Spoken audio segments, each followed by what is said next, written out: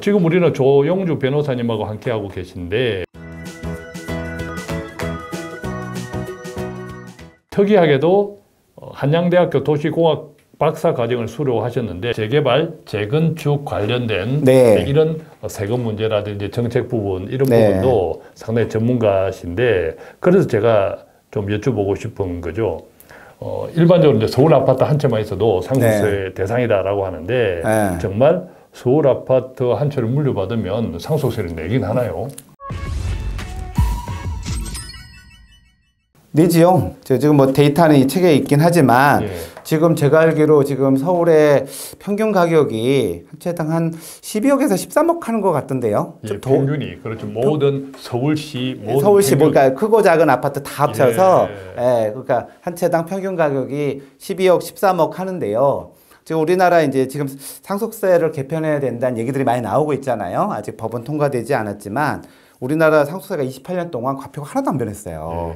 그래서 자연스럽게 부동산은 몇백 올랐는데 세율을 고치지 않다 보니까 이게 엄청나게 이제 세금을 내게 됐는데 옛날에는 뭐 아파트 하나 가지고 있는 사람이 상속세 걱정할 일은 없었거든요. 아무리 뭐 비싼 아파트라도 집 하나 갖고 있는데 무슨 상속세야. 재벌들이나 내는 거지. 그리고 엄청 부자들이나 내는 거지. 이렇게 생각을 하는데 지금은 전혀 그렇지 않습니다. 지금은 기본적으로 가장 많이 공제를 받아야 10억이에요. 그것도 배우자가 있어야 돼요. 배우자가 없으면 5억이고 배우자가 있으면 10억까지 공제가 되기 때문에 12억이면 배우자가 있다는 전제 내에서는 2억이 벌써 과세 표준이 돼버려요. 기타 또 다른 공제 내용도 있지만 그런 게 없다면 2억에 대한 세금을 계산하게 되면 10%니까 2천만 원 단순히 계산해도 2천만 원 정도를 내야 된단 말이죠.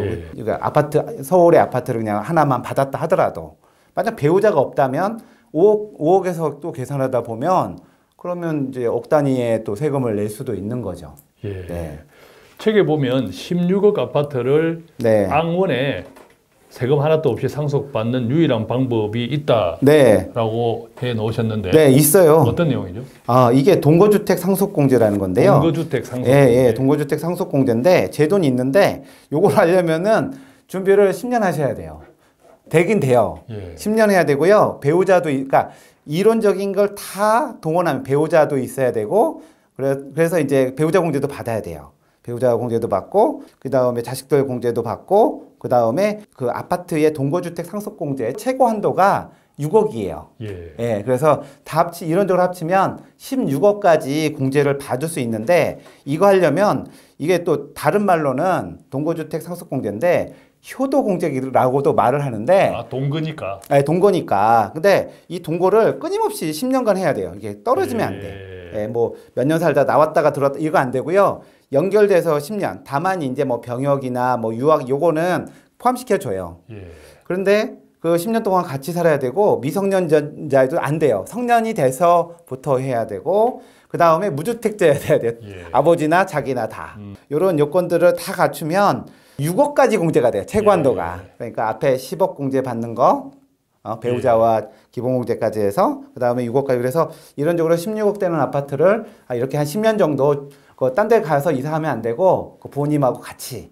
그래서 꼭 뭐 봉양을 해서 효도를 해야 된다 이런 건 아니에요. 근데 같이 돼 있고 실제로 같이 살아야 되고 세무서에서 그러면 가만 놔두겠어요? 이거 영원으로 이렇게 해서 신고를 하면 진짜인지 아닌지 당연히 정밀조사가 나오기 때문에 만약 그 사이에 하루라도 모자르거나 그러면은 날아갈 수가 있어요. 근데 이론적으로는 동거주택 상속공제를 이용하면 16억까지 세금을 안 내고 상속을 받을 수 있는 방법은 있습니다. 그렇군요. 동거주택 상속공제가 10년 이상을 채워야 되고 최대 6억 원인데 거기에다가 뭐 배우자라든지 등등의 다른 공제도 다 있어야 되고 포함하면 포함하고 그 다음에 딴 데로 이사가도 안 되고 자기가 주택이 있어도 안 돼요. 그런 요건들을 다 갖췄을 경우에 16억 아파트를 세금 안 내고 취득할 수 있는 방법이 있는데요. 이런 거를 이용하시려면 일단은 성년자가 돼서 한 10년 정도. 근데 사실은 본인이 언제 돌아갈지 모르잖아요. 그렇죠. 그거를 예측해서. 그러니까 언제 돌아갈 때까지 있어야 되는 거예요. 10년 남아서. 근데 웃긴 게 내가 이제 들어가서 10년 동안 사셔야 되는데 10년 채워야 되는데 9년 만에 돌아가셨다. 안 돼요. 아, 그렇군요. 그러니까 10년 동안 어쨌든 저랑 같이 살면서 10년은 있어야 되거든요. 돌아가시는 것은 불가피성인데 네. 그럼에도 불구하고 네. 10년을 채워야 된다. 그러니까 10년 그렇게 뭐 딱 10년 채우려고 하면은 아마 안 될 거고 예. 아마 뭐 10년 넘게 장기적으로 나도 집을 안 사고 본인은 같이 살면서 효도를 한 사람들을 보호해주겠다. 일단 부모님도 건강하셔야겠네. 부모님도 건강하셔야 되고, 근데 그 법이 좀 바뀌어서 예전에는 자식들만 됐는데 배우자도 되고, 예를 들어 이런 거 있잖아요. 만약 아들하고 며느리가 모셨어. 근데 아들이 죽었어. 며느리만 남았는데 며느리가 계속 살면서 효도를 했다. 이런 경우까지 인정을 해줘요. 지금은 많이 그 대상자 범위가 그걸 조금 넓혔어요. 예, 그거는 잘한 일이네, 그죠? 네, 근데 며느리가 10년 동안 또 아들 죽었는데 따로 살지 않고 그 시부모님을 갖다가 계속 모신다고 하는 게 세금 줄이려고 할 수 있을까? 옛날 같으면 조선시대 같으면 큰 상을 받아야 될. 네, 그러니까 사이도 돼요. 그러면은, 그러니까 자기 그 딸이 죽어도 사이가 장인 장모 모시면 돼요. 그러니까. 호적상 관계성만 인정이 되면 대체로 되네, 그죠? 그렇죠. 그리고 같이 살아야 돼요. 예, 같이 살아야 되고. 근데 뭐 어떤 사이가 그거 잘 모시고 있을까요? 뭐 있을 수는 있지만 조금 더 그걸 좀 완화시켰으면 좋겠다는 생각이 들어요. 그렇게 이제 효도를 하셨다. 그걸 돈 때문에 하기는 힘들잖아요. 10년 이상을 예컨대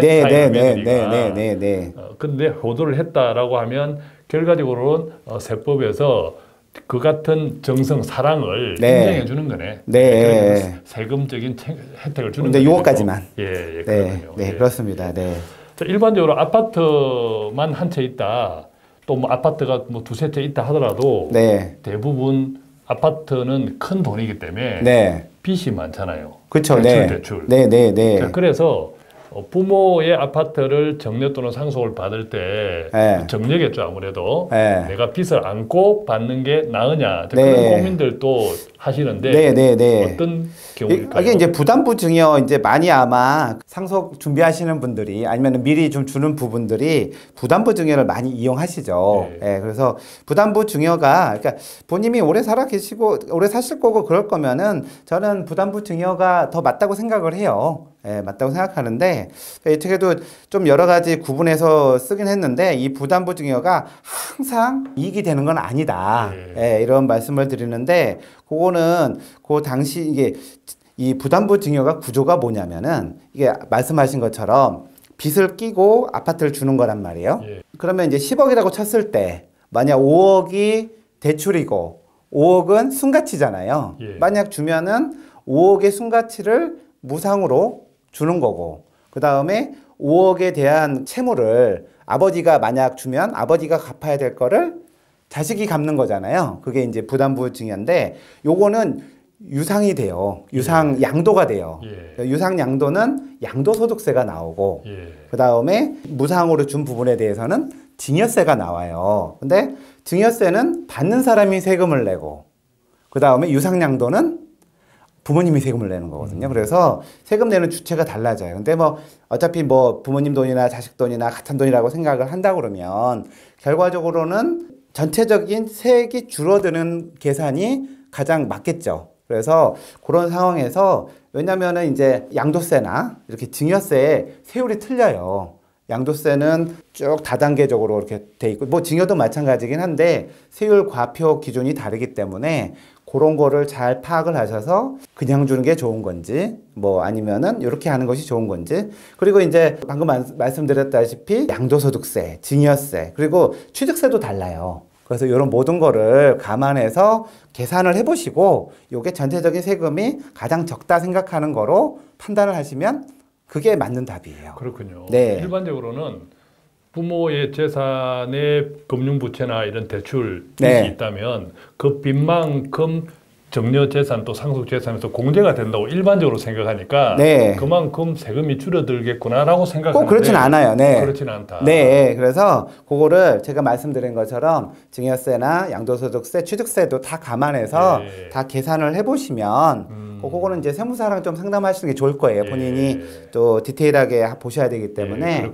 그래서 어떻게 선택을 하는 게 가장 세금이 적은지 그거를 고려하시면 좋을 것 같습니다. 그게 부모가 내야 되는 세금이나 네. 받는 자녀가 내야 되는 세금이 똑같다면 쉬운데 네. 이게 다르네, 그죠? 다른 세금이거든요. 예, 다른 네. 세금이고 체계도 다르고 기준도 다르고 그렇습니다. 세율도 다르고. 그러니까 예. 그걸 감안해서 계산을 하셔야 돼요.